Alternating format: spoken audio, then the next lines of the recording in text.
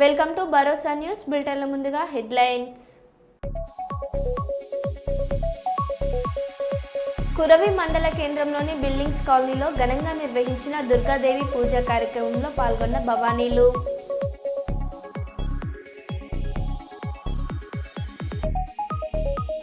కర్నూలులో మొట్టమొదటి luxury exhibition ప్రారంభం.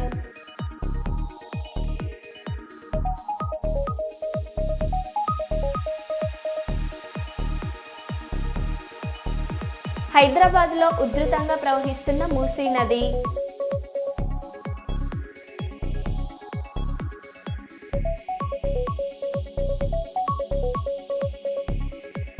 మంత్రి జూపల్లి ఇలాకాలో హైడ్రా తరహా కూల్చివేతలు.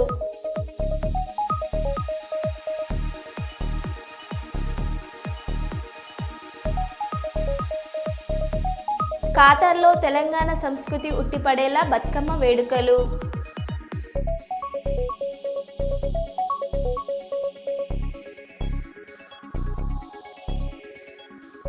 ఇక వివరాల్లోకి వెళ్తే, ప్రపంచ పర్యాటక దినోత్సవం సందర్భంగా ఏర్పాటు చేసిన కార్యక్రమాన్ని సునైనా ఆడిటోరియంలో జ్యోతి వెలిగించి ప్రారంభించి పాల్గొంటున్న జిల్లా కలెక్టర్ డాక్టర్ ఎస్ సిది, పాల్గొంటున్న అధికారులు, ప్రజలు మరియు విద్యార్థులు.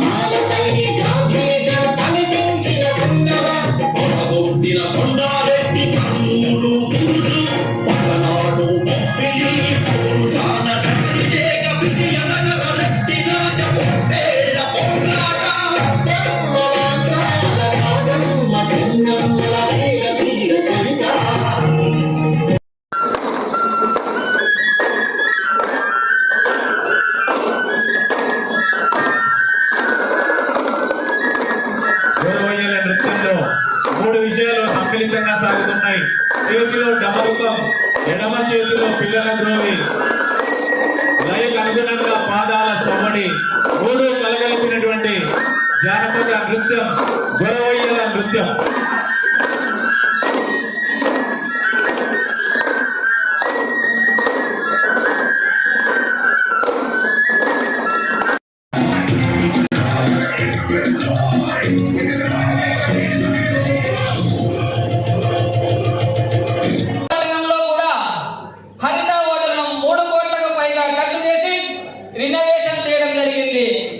సో ఎయిర్పోర్ట్ కూడా మనం వాడుకోవచ్చు. ఇంకా ఎక్కువ ఫ్లైట్స్ మన ఊరికి తీసుకొని రావాలి అంటే మనం చెప్తున్నాం కదా, మనం నీట్గా ఉంచుకోవాలి. మన కర్నూలు జిల్లాకి రాగానే అందరికీ ఇంత నీట్గా ఉంది, ఇంత డిసిప్లిన్గా ఇక్కడ మనుషులు ఉన్నారు అనే ఒక ఇంప్రెషన్ రావాలి. అలా వస్తే అందరూ కూడా ఇక్కడికి వచ్చే అవకాశం ఉంటుంది. మనం జిల్లాలో ఇన్వెస్ట్ చేసే అవకాశం కూడా ఉంటుందండి. అలాగే ముఖ్యంగా ఇక్కడ నేను చూస్తే ఇరిగేషన్ ప్రాజెక్ట్స్, అదే వేదవతి ప్రాజెక్ట్ కానీ, అలాగే తుంగభద్ర కెనాల్ దగ్గర ప్రాజెక్ట్స్ కానీ, ఇవన్నీ కూడా మనం డెవలప్ చేసుకుంటే ఖచ్చితంగా గ్రౌండ్ వాటర్ అనేది పెరుగుతుంది. కర్నూలు జిల్లాలో చాలా వరకు సగం వరకు కొంచెం కరువు ప్రాంతంగా ఉంది, గ్రౌండ్ వాటర్ లేదు అని కూడా చెప్పడం జరిగింది. సో ఈ ప్రాజెక్ట్స్ కూడా డెవలప్ చేసే దిశగా ప్రభుత్వం అడుగులు వేస్తూ ఉంది. ఇదే కాకుండా మనకి ఈ ప్లాంటేషన్ ఫారెస్ట్ కవర్ చూసుకుంటే కర్నూలు జిల్లాలో 7% మాత్రమే ఉంది. సో ఫారెస్ట్ కవర్ మనకి 33% ఉంటే మంచిది, 50% ఉంటే ఇంకా మంచిది. మీ అందరికీ తెలుసు, మొక్కలు ఎక్కువ నాటితే మనకి వర్షాలు సకాలంలో పడతాయి. వర్షాలు మనందరం కూడా పాల్గొంటున్నటువంటి అనుభూతిని పొందుదాం. పెద్దలందరినీ గౌరవనీయ జిల్లా కలెక్టర్ గారు డాక్టర్ అట్టాడ శ్రీ ఐఏఎస్ మేనన్ గారి యొక్క అమృత హస్తాల మీదుగా జ్యోతి ప్రకాశం గావించబడుతూ ఉన్నది. అలాగే పాల్గొంటున్నటువంటి పెద్దలందరినీ కూడా జ్యోతి ప్రకాశంలో పాల్గొనవలసిందిగా రిక్వెస్ట్ చేస్తూ తర్వాత ప్రయోజనం కోసం చిన్నారులను సిద్ధంగా ఉండాల్సిందిగా ఆహ్వానిస్తున్నా.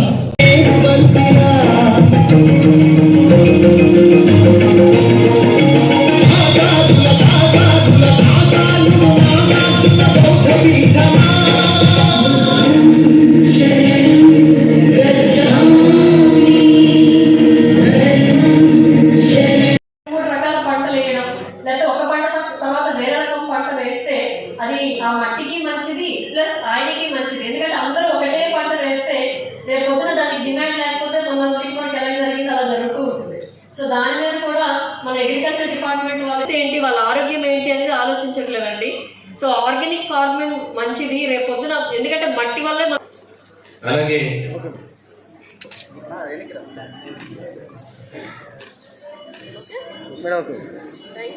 సిరిసిల్ల కలెక్టర్ బదిలీతో అభయాంజనేయ స్వామి దేవాలయంలో మొక్కులు చెల్లించుకున్న సిరిసిల్ల పట్టణ ప్రజలు టపాసులు పేల్చి సంబరాలు. ఆలయ ఆవరణలో కొబ్బరికాయలు కొట్టి మొక్కులు చెల్లించుకున్నారు.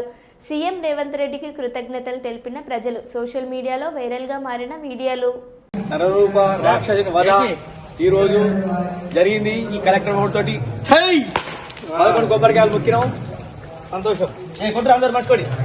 అలానా కొట్టే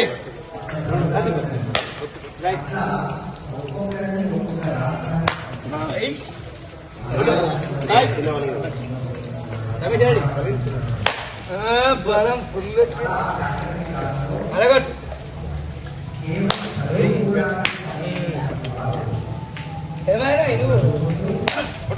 ప్రశాంత్ జట్టుకుంటా ముంజాగ్రత్త పడుతును ఎండలో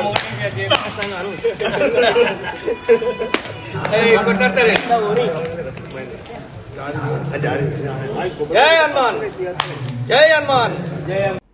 దోహా ఖాతర్లో తెలంగాణ సంస్కృతి ఉట్టిపడేలా బతుకమ్మ వేడుకలు. తెలంగాణ జాగృతి ఖాతర్ శాఖ ఆధ్వర్యంలో సంబరాలు. ముఖ్య అతిథిగా హాజరైన తెలంగాణ జాగృతి అధ్యక్షురాలు కల్వకుంట్ల కవిత, పెద్ద ఎత్తున తరలివచ్చిన ఖాతర్ తెలంగాణ బిడ్డలు, ఖాతర్ తెలంగాణ ఆడబిడ్డలతో కలిసి ఉత్సాహంగా బతుకమ్మ ఆడిన కల్వకుంట్ల కవిత. బతకలేక ఎక్కడ పోయిన తెలంగాణ వాళ్ళంటే పోతే బొగ్గుబాయి పోయిన లేకపోతే దుబాయ్ పోయినని చెప్పుకునేటోళ్ళం. అటువంటి మీ కష్టం మాకు అర్థమవుతుంది. తల్లిదండ్రులు విడిచిపెట్టి కుటుంబాన్ని విడిచిపెట్టి ఇక్కడ వచ్చి ఎక్కడో క్యాంపులలో వండుకుంటా వచ్చే జీతంలో ఎంతో కొంత మిగుల్చుకొని మళ్ళా మీ కుటుంబాలకి పంపి మీ ఇంటి వాళ్ళని సాధేటటువంటి ప్రయత్నం మీరందరూ చేస్తారు. మీ మనసులో ఎంత దుఃఖం ఉంటుందో మాకు తెలుసు. ఆ దుఃఖం తీరాలనే ప్రయత్నం చేస్తున్నాం. మీరందరూ కూడా మళ్ళా తెలంగాణకు వచ్చే మంచి రోజులు రావాలనే ప్రయత్నం చేస్తున్నాం. మీరు ఇక్కడున్నా మీ మంచిని కోరుకోవాలనే ప్రయత్నం చేస్తున్నాం. ఇవాళ ఇక్కడికి వచ్చి మెడికల్ కళాశాలపై వైసీపీ నాయకులు దుష్ప్రచారం చేస్తున్నారని పాణ్యం యువ నాయకులు గౌరు జనార్దన్ రెడ్డి తెలిపారు. పాణ్యం ఎమ్మెల్యే గౌరు చరితారెడ్డి ఇంటి వద్ద ఏర్పాటు చేసిన మీడియా సమావేశంలో గౌరు జనార్దన్ రెడ్డి మాట్లాడుతూ వైసీపీ నాయకులకు పీపీపీ విధానంపై అవగాహన లేదన్నారు. వైసీపీ హయాంలో మెడికల్ కళాశాలకు ఖర్చు పెట్టిన నిధుల కన్నా కూటమి ప్రభుత్వం ఎక్కువగా నిధులు కేటాయించారన్నారు. కేంద్ర ప్రభుత్వం మెడికల్ కళాశాలల కోసం ఇచ్చిన నిధులను వైసీపీ ఇతర పథకాలకు మళ్లించారన్నారు. మెడికల్ కళాశాలలో పీపీ విధానం వల్ల కన్వీనర్ కోటా పెరుగుతుందన్నారు. పీపీ విధానం వల్ల మెడికల్ కళాశాలలు త్వరగా అందుబాటులోకి వస్తాయని గౌరు జనార్దన్ రెడ్డి తెలిపారు.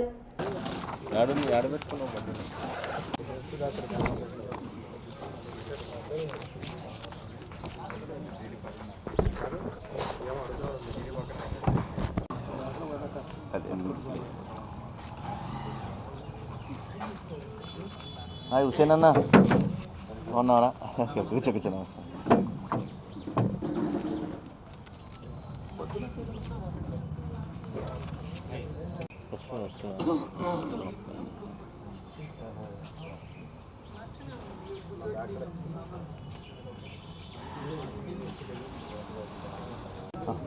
ఒకటి చెప్పి నాగిరెడ్డి అంకుల్ రాని కండవరాని చెడ్డ ప్రచారం ప్రజల్లోకి తీసుకెళ్లాలని ధర్నాలు దీక్షలు అన్ని కాలేజీల సందర్శన అని ఒక కార్యక్రమం పెట్టి మొన్ననే తిరగడం జరిగింది.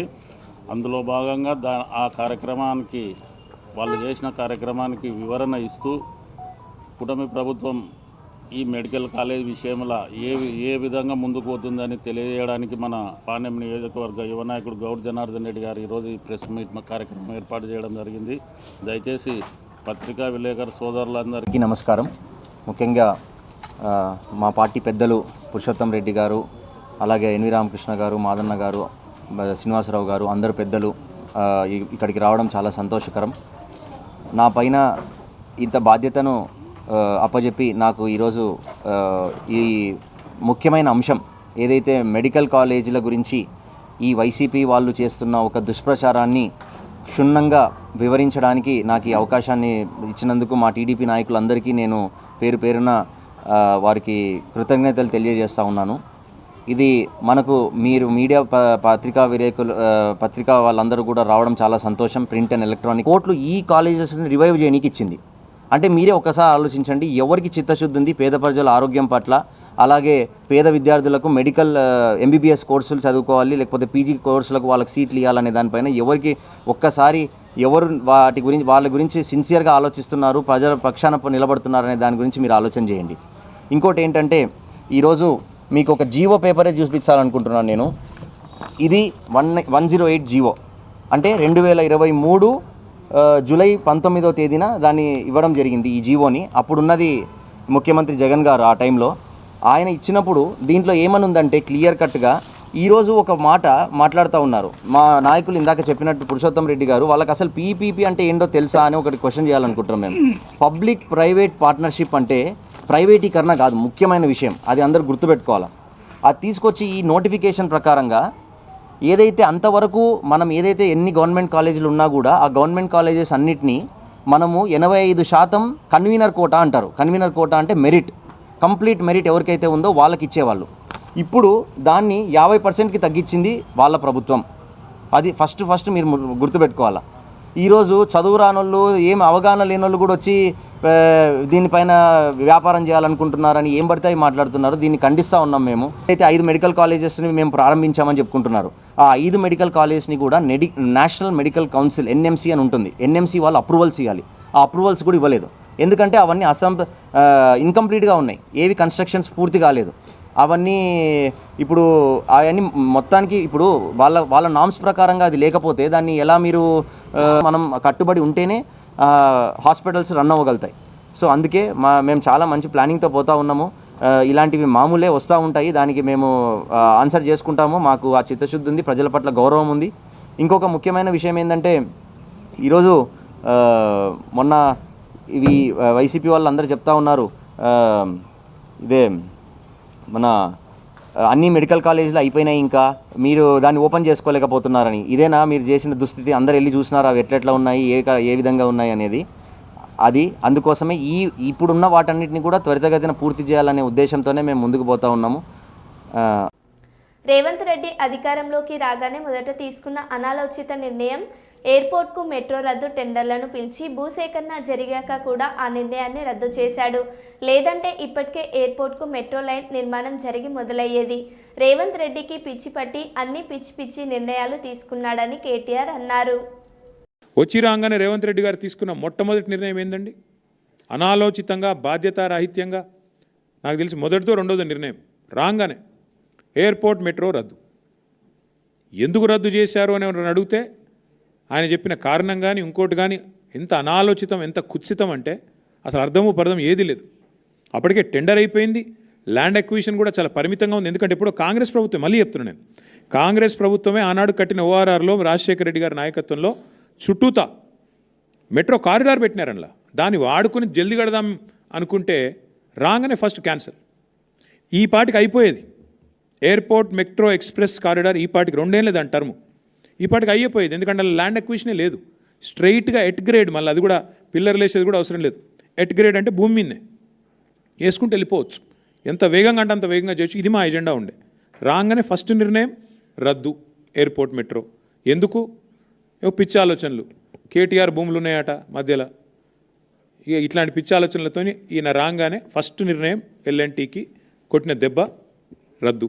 వాళ్ళు పోయి అడిగినారు, సార్ ఇది టెండర్ అయిపోయింది, మాకు అవార్డు అయింది, దయచేసి సహకరించండి అంటే నథింగ్ డూయింగ్, గెట్ అవుట్ అని చెప్పి ఎలగొట్టిండు. ఆడికెళ్ళి పంచాయతీ మొదలైంది ఎల్ఎన్టీకి, రేవంత్ రెడ్డికి. బీర్లా ఐలయ్య రాజకీయ వ్యభిచారం మానుకో, కాంగ్రెస్ పార్టీలో ముసలం. బీర్లా ఐలయ్య వర్సెస్ మందుల సామేల్. ఆలేరు ఎమ్మెల్యే బీర్లా ఐలయ్యపై సొంత పార్టీ ఎమ్మెల్యే మందుల సామేల్ సంచలన వ్యాఖ్యలు. బీర్లా ఐలయ్య కాంగ్రెస్ పార్టీని బొంద పెట్టాలని చూస్తున్నాడు. మదర్ డైరీ ఎన్నికల్లో మా ప్రాంత నాయకులు కొంతమంది బీఆర్ఎస్ పార్టీతో పొత్తు పెట్టుకుంటున్నారు. మీ బంధుత్వం కోసం కాంగ్రెస్ పార్టీని బొంద పెట్టకు. మదర్ డైరీ ఎన్నికల్లో బీఆర్ఎస్ పార్టీ అభ్యర్థి గెలిస్తే నైతికంగా బాధ్యత వహిస్తూ బీర్లా ఐలయ్య రాజీనామా చేయాలని కాంగ్రెస్ ఎమ్మెల్యే మందుల సామేల్ అన్నారు. తీవ్రంగా ఖండిస్తా ఉన్నాం. రాష్ట్ర ముఖ్యమంత్రి రేవంత్ రెడ్డి గారు బీఆర్ఎస్ పార్టీని బొందబెట్టాలని వాళ్ళు ప్రయత్నం చేస్తే వీళ్ళే కాంగ్రెస్ పార్టీని బొందబెట్టాలని మీరు ప్రయత్నం చేస్తున్నట్టు నాకు అనిపిస్తుంది. అందుకోసమనే ఈ అపవిత్రమైన పొత్తును విరమించుకోవాలని నేను డిమాండ్ చేస్తా ఉన్నాను. నేను ముఖ్యంగా గౌరవ బీర్లా ఎమ్మెల్యే శాసనసభ్యులు, ప్రభుత్వ విప్పు, వారి నియోజకవర్గంలో 130 ఓట్లుంటాయి. దాదాపుగా మెజారిటీ ఓట్లు మీకే ఉన్నాయి. గెలుపు ఓటములు మీ చేతిలో ఉన్నాయి కనుక దీనికి పూర్తి బాధ్యత ఆలయ నియోజకవర్గం వహించాల్సి వస్తుందని కూడా నేను మనం చేస్తా ఉన్నాను. అదేవిధంగా ఈ డిసిసి అధ్యక్షుడు కానీ చైర్మన్ కానీ మీకు బంధుత్వం ఉండి ఇళ్ళకి తీసుకుపోయండి, మందు పోయండి, అన్నం పెట్టండి, బిర్యానీ పెట్టండి, నాకు అభ్యంతరం లేదు. కానీ పార్టీ పరంగా అక్రమంగా పొత్తులు పెట్టుకొని బంధుత్వాన్ని పెట్టుకొని బీఆర్ఎస్ పార్టీకి మీరు మద్దతు ఇస్తే రాజకీయ వ్యభిచారం చేసేట మీరు మీ వ్యక్తిగతంగా కనుక ఏ వ్యభిచారం చేస్తారో అది మీ సొంతం చేసుకోండి. కానీ నా నియోజకవర్గానికి సంబంధించిన వ్యక్తికి, బీఆర్ఎస్ వ్యక్తికి మీరు కాంగ్రెస్ ఓట్లేపించి గెలిపించాలని అనైతికమైన పొత్తు పెట్టుకొని మీకు ఏ పార్టీ ఆదేశం ఇచ్చింది? మీకు అధికారం ఎక్కడిది? డీసీసీ నుంచి ఏమైనా ఆదేశాలు ఉన్నాయా? నువ్వు డీసీసీ అధ్యక్షుడు ఉండి చేసే జంగిల్ పని ఇదేనా? ఎవరి మీద కొట్లాడుతున్నాం? ఎవరి మీద కొట్లాడి రాజ్యాధికారానికి వచ్చినాం? ఎవరితో ఫైట్ చేసినాం? బీఆర్ఎస్ ను బొందబెట్టి రేవంత్ రెడ్డి గారు, రాష్ట్ర ముఖ్యమంత్రి రేవంత్ రెడ్డి గారి నాయకత్వంలో నికారస్గా నల్లగొండలో 11 సీట్లు గెలిచినాం, 2 పార్లమెంట్ సీట్లు గెలిచినాం. ఇవాళ జిల్లా మొత్తం కూడా కాంగ్రెస్ పార్టీ ఆధీనంలో ఉంది. కానీ మీరు చేసే పనేటిది? ఈ లుచ్చ పని బంద్ చేయాలని హెచ్చరిస్తా ఉన్నాను. కాంగ్రెస్ పార్టీ బతే మనమందరం బతాం. కాంగ్రెస్ పార్టీకి ముళ్ళు తాకితే మన గుండె మీద ముళ్ళు తాకుతుంది. ఖబర్దారని హెచ్చరిస్తా ఉన్నాం. అదే క్రమంలో విప్పుగా ఉన్న గౌరవ బీర్లా గారు మొత్తం చైర్మన్ నీ నియోజకవర్గానికి ఉన్నాడు. డీసీసీ అధ్యక్షుడు నీ నియోజకవర్గమే. మీరు కూడా ప్రభుత్వ విప్పుగా ఉన్నారు, కాంగ్రెస్ పార్టీ ఎమ్మెల్యేగా ఉన్నారు. అన్ని చూసుకుంటా మౌనంగా మీరు ఉన్నారు అంటే దాంట్లో మీ పాత్ర కూడా ఉన్నదని నేను అనుకోవాల్సి వస్తుంది. అందుకోసమనే రేపు పొరపాటున కనుక బీఆర్ఎస్ అభ్యర్థి గెలిస్తే మీ నైతికంగా రాజీనామా చేయాల్సి ఉంటుంది. ఖబర్దారని చెప్తా ఉన్నాను. మీరు లోపాయికారిగా ఏ ఒప్పందం కుదుర్చుకున్నారు నాకు తెలియదు. అసలు బీఆర్ఎస్ తోనే అలయన్స్ పెట్టుకునే దమ్ము అవకాశం ఎవరిచ్చారు మీకు? టీసీ చెప్పిందా? ముఖ్యమంత్రి ప్రభుత్వ వాహనం అని స్టిక్కర్ వేసి గంజాయి తరలిస్తున్న స్మగ్లర్ ముఠా. కాకినాడలో టోల్గేట్ సిబ్బందిని ఢీకొడుతూ వెళ్లిన కారు గంజాయి తరలిస్తున్న ముఠాగా అనుమానిస్తున్న పోలీసులు. ఆన్ గవర్నమెంట్ డ్యూటీ అని రాసి ఉన్న రాజస్థాన్ రాష్ట్రానికి చెందిన ఇన్నోవా వాహనం ఏపీలో విజయనగరం నుండి రాజమండ్రి వైపు ప్రయాణిస్తున్న రాజస్థాన్ రాష్ట్రానికి చెందిన వాహనంలో డ్రగ్స్ తరలిస్తున్నారని అనుమానంతో కాకినాడ జిల్లా రామవరం టోల్ ప్లాజా వద్ద ఆపేందుకు ప్రయత్నించిన జగ్గంపేటకు చెందిన పోలీస్ అధికారి పోలీసులను చూసి టోల్ గేట్ సిబ్బందిని ఢీకొడుతూ దూసుకెళ్లిన కారులో పోలీస్ యూనిఫామ్ ఉందని పోలీస్ అధికారికి చెందిన వాహనంగా అనుమానిస్తున్న అధికారులు తప్పించుకున్న వాహనం కోసం గాలిస్తున్న ఏపీ పోలీసులు.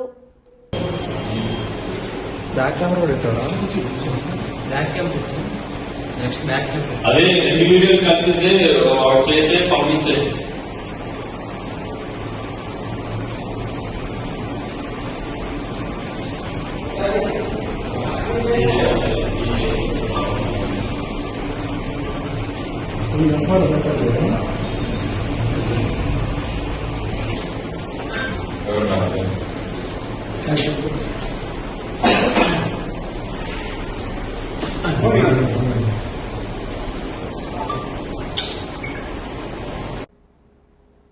మద్యం దుకాణాల గడువు ముగుస్తున్న నేపథ్యంలో మద్యం దుకాణాల నిర్వహణ కోసం దరఖాస్తుల స్వీకరణ పెద్దపల్లి జిల్లా మద్యపాన నిషేధ ఆబ్కారీ శాఖ కార్యాలయంలో శుక్రవారం మొదలైంది.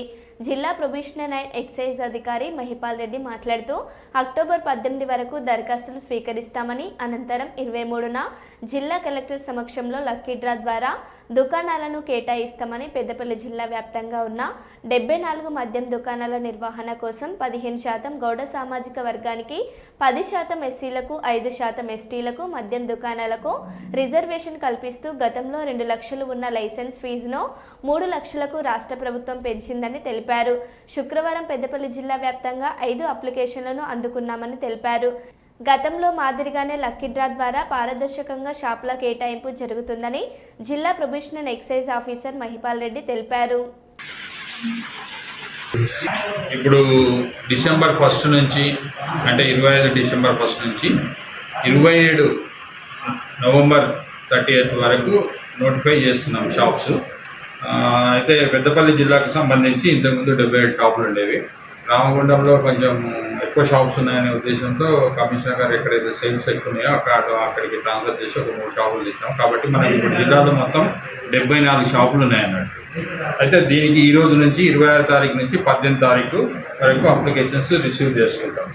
18 తారీఖు తర్వాత 23 తారీఖు నాడు లాటరీ కండక్ట్ చేస్తాడు, కలెక్టర్ సమక్షంలో జరుగుతుంది.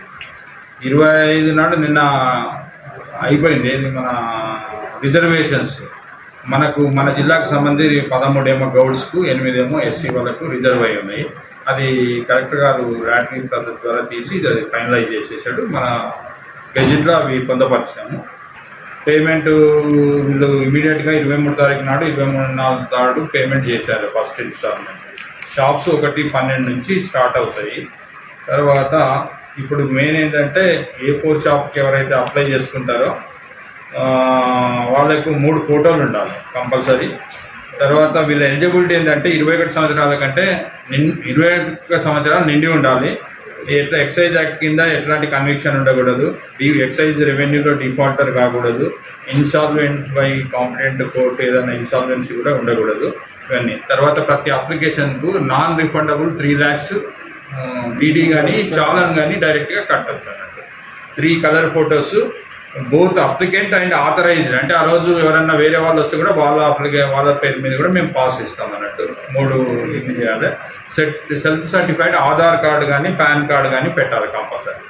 ఇప్పుడు రిజర్వ్డ్ కేటగిరీలో అప్లై చేస్తే క్యాస్ట్ సర్టిఫికేట్ కంపల్సరీ పెట్టాలి, లేదా సెల్ఫ్ అటెస్టెడ్ పెట్టి ఇచ్చినా తీసుకుంటాం. కానీ 15-11-25 వరకు వాళ్ళు వ్యాలిడ్ సర్టిఫికేట్ సబ్మిట్ చేయాలి. లేకపోతే వాళ్ళ ఫస్ట్ ఇన్స్టాల్మెంట్ ఏదైతే కడతారో అది ఫోర్ఫిట్ చేస్తాము. తర్వాత వాళ్ళకి షాప్ కూడా క్యాన్సిల్ అవుతుంది. కాబట్టి ఒకవేళ ఇమీడియట్గా క్యాస్ట్ సర్టిఫికేట్ దొరకకపోతే సెల్ఫ్ అటెస్టేషన్ వాళ్ళు ఇవ్వచ్చు అప్లికేషన్. కానీ 15-11 వరకు సబ్మిట్ చేయాలి. ఒక్కరు ఎన్నైనా అప్లికేషన్ చేయొచ్చు, ఒక షాప్కే కాకుండా. ఎన్ని షాపులు 74 షాపులు ఉన్నాయి. మన 74 షాపులకు కూడా వేసుకోవచ్చు, ఎన్ని అప్లికేషన్లైనా వేసుకోవచ్చు. ఒకరు ఇంతకుముందు లేకుండా ఆ ప్రొవిజన్ ఈసారి అది కూడా పెట్టినాం అన్నట్టు. తర్వాత వీళ్ళంతా కూడా మన excise act rules, retail rules ప్రకారం షాపులు నడిపించాలి. రిజర్వేషన్ కింద 21 షాప్స్ ఉన్నాయి, అంటే 13 బీసీ, 13 గౌడ్స్, 8 ఎస్సీ. ఎస్టీకి లేవు మనకి. ఇది ఎందుకంటే స్టేట్ అనేది 5% తీసుకొని చేస్తారు అన్నట్టు. మన ఎస్టీ పాపులేషన్ లేదు కాబట్టి మనకి రాదు. ఓన్లీ ఎస్సీ అండ్ గౌడ్స్కే వచ్చింది. ఈ రోజు నుంచి స్టార్ట్ అయింది కదా సార్? ఈ రోజు నుంచి ఇప్పటికి ఇప్పుడు 5 అప్లికేషన్స్ రిసీవ్ చేసుకున్నాం. ఈ రోజు ఇప్పుడే ఇంతకుముందు ఈ రోజే స్టార్ట్ అయింది కాబట్టి 5 అప్లికేషన్స్ రిసీవ్ చేసుకున్నాం.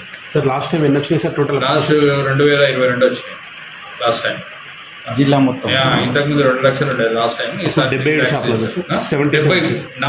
అప్పుడు 77 ఉంటే, ఇప్పుడు రామగుండంలో 3 షాపులు 27 ఉంటే 24 చేసినాం కాబట్టి 74 షాపులు అయినాయి. మన జిల్లాలో 77 నుంచి 74 తగ్గించారు, వేరే జిల్లాలకు ట్రాన్స్ఫర్ చేసినారు. మరో బులెటిన్లో మళ్ళీ కలుద్దాం. Stay tune.